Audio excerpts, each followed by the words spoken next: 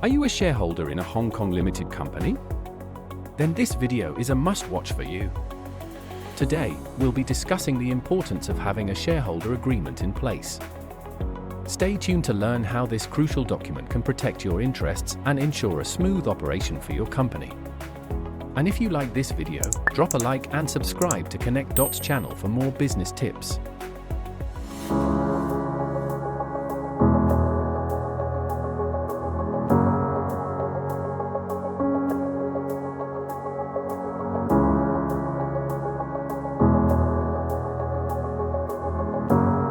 Hello, we are Connect Dots Limited, a corporate service provider.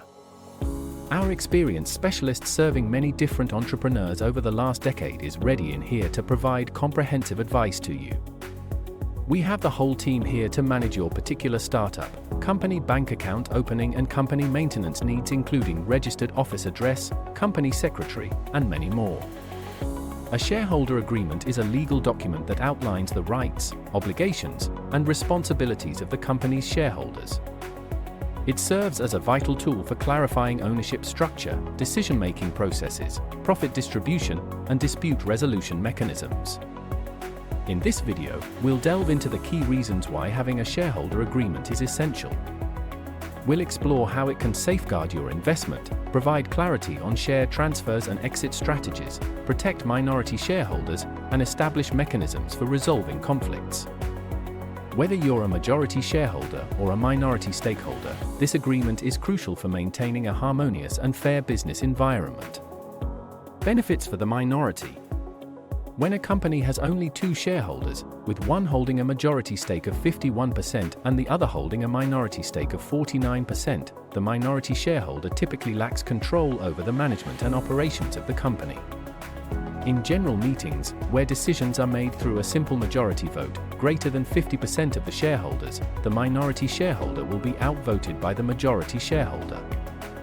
However, according to the company's Ordinance or Capital 622, laws of Hong Kong, certain decisions require a special resolution, which must be passed by at least 75% of the voting shares. These decisions include altering the Articles of Association, changing the company's name, reducing the share capital, etc. Therefore, the majority shareholder cannot unilaterally pass a resolution to alter the company's Articles of Association in the aforementioned case.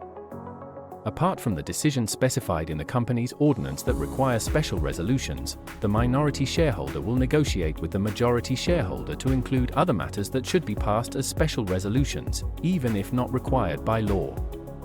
Examples of such matters include significant capital expenditure, disposal of substantial assets, change in the company's primary business, additional equity financing or borrowing, changes in dividend policy, and more.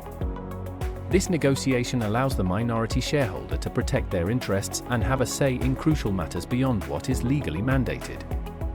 In many cases, when an investor becomes a minority shareholder, they are investing not only in the business itself, but also in the experience, expertise, and industry knowledge of the company's management team, who are typically the majority or founding shareholders. If the majority shareholders decide to sell their shares, the investor may also consider selling their shares due to concerns about the management, operations, and profitability of the business after the ownership change. To address this, the investor often requests a tag-along right in the shareholders' agreement. This provision gives the investor the right, but not the obligation, to sell their shares on the same terms as the majority shareholder to a prospective buyer of the majority stake. Additionally, a minority investor usually seeks a non-competition undertaking from both the company and the majority shareholders.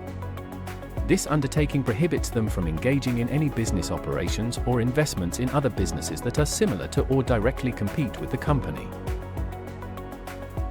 The purpose of this provision is to prevent any negative impact on the company's profitability that may arise from competing interests within the shareholder group. Benefits to the majority. A shareholders' agreement is not only necessary for protecting the interests of minority shareholders, but also for safeguarding the interests of majority shareholders. Imagine the nightmare scenario where a majority shareholder finds a potential buyer willing to acquire the entire company, but the minority shareholder refuses to sell their shares. This situation can cause the entire deal to collapse. To prevent such a situation, it is crucial to include a clause in the shareholders' agreement that allows the majority shareholder, if they decide to sell all of their shares to a third-party buyer, to request the minority shareholders to sell their shares on the same terms. Once requested, the minority shareholders will be obliged to sell their shares. Unlike the tag-along right granted to minority shareholders, this right is known as the drag-along right of the majority shareholder. Furthermore, a majority shareholder would want to ensure that sensitive information regarding the company's operations, prospects, customers, suppliers, financials, and trade secrets is not disclosed to any third party, especially competitors. They would also want to prevent shares in the company from being sold to competitors. To address these concerns, specific clauses regarding the use and disclosure of confidential information and restrictions on the transfer of shares should be included in the shareholders' agreement, catering to the concerns of the majority shareholder. How about equal shareholdings? In a scenario where every shareholder in a company holds an equal percentage of shares, such as 5 shareholders each holding 20%, the concepts of majority and minority shareholders may not directly apply. However, the provisions mentioned earlier regarding majority and minority protection can still have relevance. If 2 or more shareholders form a collective group and together hold more shares than the remaining shareholders, they can be considered a majority camp in relation to decision-making power. In this situation, there may be a potential imbalance between this majority group and the remaining shareholders, who could be seen as the minority.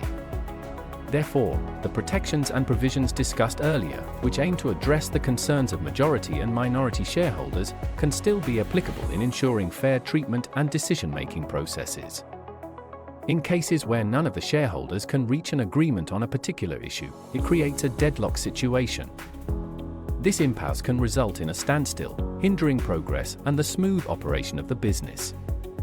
To mitigate such circumstances, a well-drafted shareholders' agreement should include specific provisions that address deadlock scenarios and outline mechanisms to resolve disputes and make progress despite differences in opinion.